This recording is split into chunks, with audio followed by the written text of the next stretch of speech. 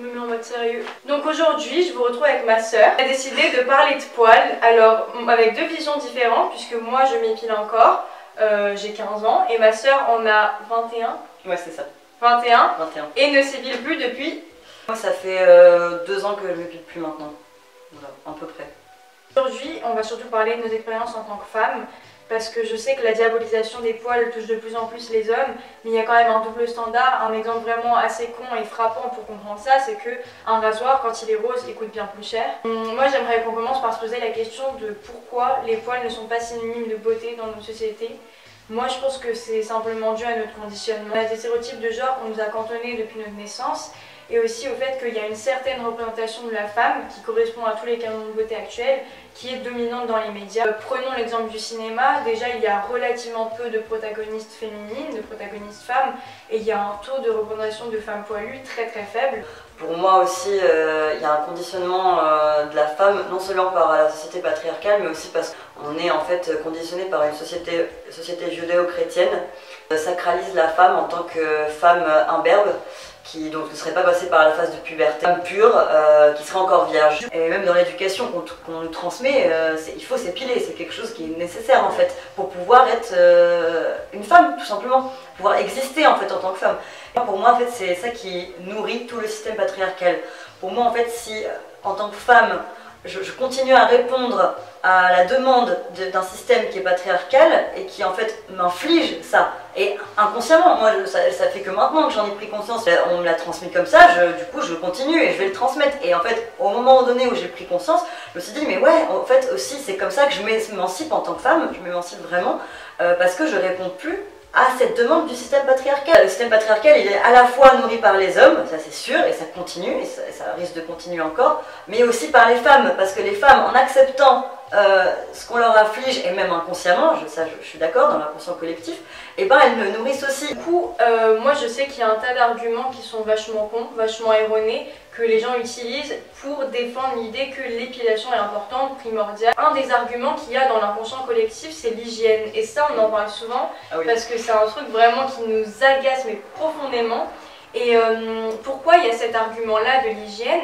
Les gens qui utilisent cet argument, du coup, ont un schéma vachement construit, vachement erroné de ce qu'est l'hygiène. Pendant que toi, tu vas t'émanciper de tous les dictats de beauté féminin qu'on t'a imposés depuis ta naissance, bah, ces gens-là vont être encore trop conditionnés par une fausse idée de ce que représente l'hygiène, de ce qu'ils pensent, voilà, très souvent que ça passe par une surconsommation de produits de beauté. Moi, j'aimerais vraiment qu'on arrête de percevoir les poils comme un signe de saleté et qu'on commence à les percevoir pour ce qu'ils sont réellement, c'est-à-dire un signe de maturité, puisqu'une femme adulte et pubère a des poils, et c'est bien ça le problème, c'est que la domestication de la femme, elle passe par son infantilisation, d'où l'obsession de la femme imberbe.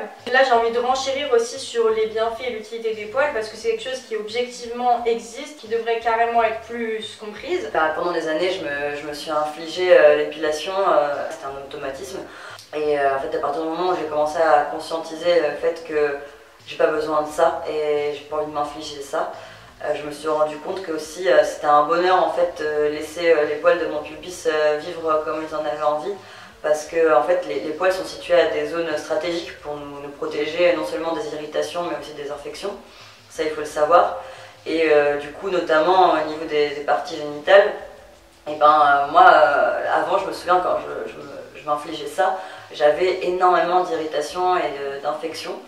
C'était vraiment presque devenu quotidien. Donc déjà on le disait, les poils ils sont placés stratégiquement, ils ont un rôle protecteur, ils ont un rôle de protection thermique, ils ont un rôle aussi d'hydratation de la peau.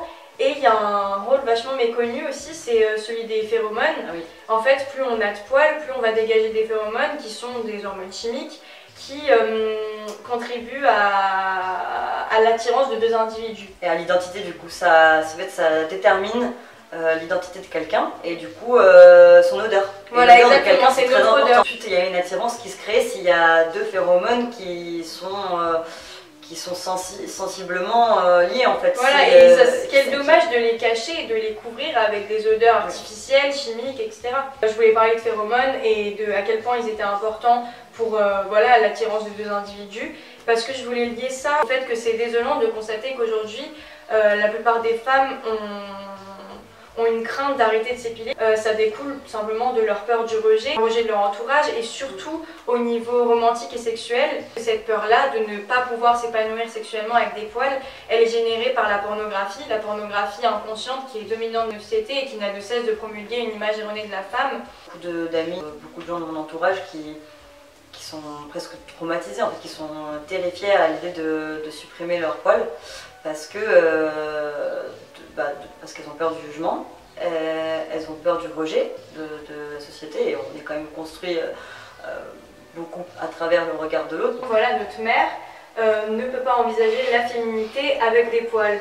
Et ma sœur, qui ne s'épile plus depuis 2 ans, a le droit, à chaque fois qu'elle voit ma mère, à des remarques.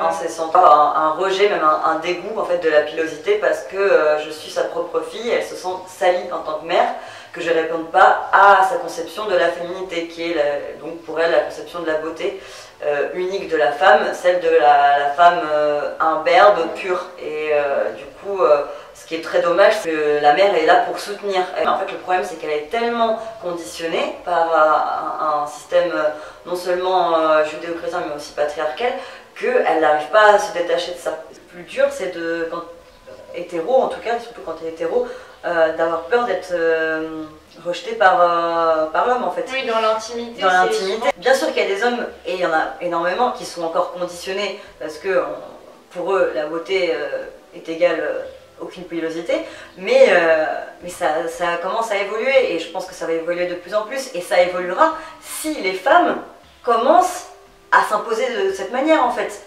Et bon bah du coup ça me donne envie de parler de moi la personne dont je suis amoureuse, c'est un homme. Cette personne m'a énormément aidé dans cette démarche et cette acceptation de moi en tant que femme et comment je suis quand je suis naturelle en fait, vraiment en tant que telle. Et qui m'a dit que mais en fait les poils ça joue absolument rien dans son attirance ou dans sa perception de la beauté. Pour moi en fait le désir de vouloir toujours être imberbe et que chaque femme soit imberbe, c'est un désir de vouloir transformer la femme en une image unique. Tu vois ce que je veux dire? Quand on commence à accepter le fait qu'on a des poils et que chacun en a de façon différente, une pilosité différente et unique, chacun est tout de suite beaucoup plus différent et là c'est un spectre beaucoup plus large. Il faut qu'on dise femme poilue pour qu'on comprenne qu'elle est des poils, alors que homme, on va jamais dire un homme poilu. Oh, j'ai vu un homme poilu tout à l'heure. Mais mon dieu. Mazette. Non tu vois, mais c'est vachement intéressant aussi de se pencher par... c'est ce que je disais aussi dans une vidéo par rapport à la virginité, à quel point à travers le langage aussi on inculque des valeurs, la différenciation de traitement d'un homme et d'une femme par rapport au poil et son rapport au corps. Je me pose la question pourquoi tu t'épiles encore. Moi je sais que c'est parce que je suis encore trop conditionnée et que j'ai encore ce sexisme intériorisé en moi. J'ai du mal à concevoir cet argument de j'aime pas les poils, juste moi c'est pas quelque chose qui me plaît, comme un argument fondé et légitime, puisque voilà c'est vraiment con, mais si on envisage un monde où on vit seul, envisageons qu'on habite sur une île déserte comme ça seul, jamais ça nous viendrait à l'esprit de nous épiler, d'enlever ces poils-là qui nous recouvrent le corps. Et en fait, c'est en ça que l'épilation est une forme de soumission, puisque c'est absolument pas quelque chose d'inné et de naturel. Le problème en fait de s'épiler aussi pour moi, bon, ça fait pas longtemps moi, que j'ai réussi à m'en détacher, c'est un processus qui est très long et qui est vraiment assez lourd. Mais il faut persévérer, c'est le fait d'arrêter de se censurer en fait. Parce que le fait de renoncer à sa propre pilosité, c'est aussi renoncer à son être en fait, à son essence. Et du coup, pour moi, c'est vraiment se censurer. Et c'est par là qu'aussi passe le fait de nourrir le système patriarcal, c'est en se censurant en tant que femme. On voulait aussi parler de quelques références qu'on a pu avoir qui nous ont aidé, voilà, qui ont contribué à ce déconditionnement. Reflet dans un œil d'homme, qui est un livre de Nancy Houston. Et en fait, il y a dans ce bouquin un passage moi qui m'a beaucoup frappée. C'est au milieu du livre, Nancy Houston parle en fait du dédoublement de soi, de la représentation de soi à travers le miroir, parce qu'en fait elle a beaucoup étudié Lacan, qui est un psychanalyste qui vient de l'école de Freud, qui explique qu'en fait à l'âge de 7-8 ans, il y a un phénomène qui se produit, la découverte de son reflet dans le miroir, où on commence à conscientiser et comprendre que c'est nous-mêmes qu'on voit et qu'on peut en fait avoir une représentation de soi-même. Parce qu'avant, on voyait pas comment on était de l'extérieur. Et ce qui est très intéressant, c'est qu'en fait, ce dédoublement de soi, il est complètement différent chez la petite fille que chez le petit garçon. Parce qu'en fait, la petite fille, dès qu'elle va avoir ce dédoublement de soi, et cette représentation d'elle-même, du vu de l'extérieur, elle va tout de suite passer par un cheminement qui est vraiment dans le jugement. Donc elle va se juger par rapport à cette action en se disant est-ce que je fais ça bien, est-ce que je corresponds au dogme. Donc, tout simplement, est-ce que ce que je dégage remplit les critères qu'on m'a inculqués comme nécessaires pour être une fille, pour être une femme, pour être acceptée en tant que telle. Et en fait, plus on grandit, plus ce jugement de soi chez les femmes en fait devient de plus en plus ancré. On ne peut pas parler de poils sans évoquer la masculinité toxique, puisque nous on se place dans notre société dont le modèle dominant est un modèle cisgenré binaire. Et c'est pour ça depuis le début on parle vachement de hommes, femmes, et pas de tout le spectre entier de ce que représente la population mondiale. Mais en fait notre propre émancipation en tant que femme de modèle carcan et oppressant, elle va déranger et déstabiliser une certaine vision de la masculinité. Et c'est pour ça que quand on est une femme qui ne s'épile pas, on va être amené à devoir faire face à certains jugements et à certaines remarques de la part d'hommes qui en fait, en premier lieu, vont nous paraître très désagréables bien sûr, mais qui sont en réalité très révélatrices de à quel point ça les met mal à l'aise et à quel point toute leur existence, tout leur ego est remis en question.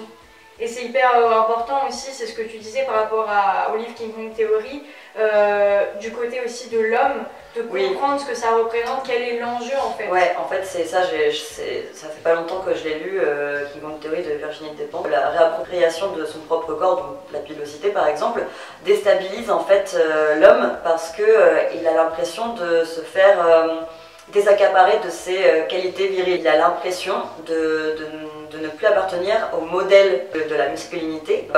Il va tout de suite chercher à faire attention à tous les faits et gestes de la femme. Et donc c'est par là aussi que passe la domination. Moi, ce qui me dérange en soi, c'est pas le fait de s'épiler, c'est ce que ça représente, qui n'est rien d'autre qu'un héritage historique sexiste, résidu de notre société patriarcale, et c'est un résidu qui est profondément ancré en chacun de nous. Et du coup, de la même façon, c'est pas le fait de laisser pousser ses poils, de garder ses poils qui est beau, mais le fait d'assumer son corps de manière décomplexée, déconstruite et dépourvue de tout jugement extérieur en fait. La raison pour laquelle on trouve les poils féminins moches, c'est simplement parce qu'on n'y est pas habitué en fait.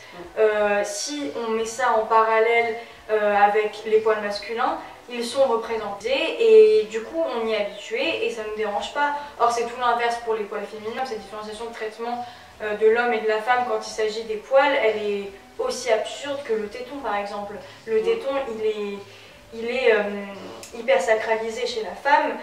Qui est surtout censuré en fait par les médias. Le problème aussi du rejet en fait de l'existence de la femme en tant que telle, c'est qu'en fait on censure énormément sa nature propre en fait, dont par exemple d'afficher un téton féminin est inconcevable, alors qu'afficher un téton masculin, on le voit partout, on ne pose aucun souci.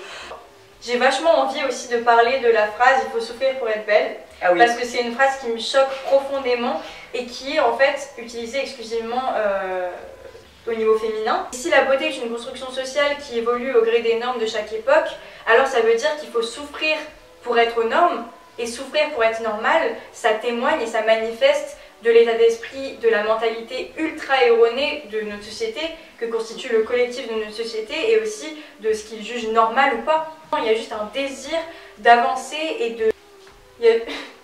Un désir de... Enfin, je veux dire, voilà. Il y a deux stades en fait quand on arrête de s'épiler dans ce processus-là. D'abord, il y a le stade d'acceptation et d'habitude, de commencer à s'habituer à voir son corps tel qu'il est avec sa pilosité. Il y a aussi, en parallèle, le stade où les autres doivent s'y habituer. Et souvent, ce qui est le plus dur, bien sûr, c'est les autres et pas soi. Bien sûr, il ne faut pas se faire violence, se brutaliser pour accélérer le processus de déconditionnement, de déconstruction de soi-même, parce que c'est quelque chose qui parfois prend toute une vie, parfois n'arrive jamais, mais qui, je pense, moi aujourd'hui, dans cette génération, est beaucoup plus anticipé et beaucoup plus présent, ce qui est très bien. Je pense que là, votre génération, justement, elle peut réussir à complètement déstructurer tout ça et se reconstruire et dire que, ben non, si tu arrêtes de t'épiler, tu vas pas subir, en plus de ça, des attaques en fait. Je te remercie vraiment d'avoir fait part de cette vidéo. J'espère que cette vidéo aura de la portée, j'espère qu'elle aura un écho véritable et que on comprendra en fait le message qu'il y a derrière, derrière le fait d'arrêter de s'épiler, qui est, c'est un combat tout aussi légitime que tous les combats que je mène et tous les combats que je partage sur cette chaîne. Ma sœur qui est artiste de cirque, qui danse, qui fait du trapèze, elle a une compagnie qui s'appelle la compagnie Salvaje, donc je vous mettrai tous les liens et comme ça vous pouvez aller la soutenir, lui envoyer de l'amour parce qu'elle le mérite. Aimez les autres et aimez-vous et surtout aidez les autres et aidez-vous. Combat de mon cœur. Amour toujours.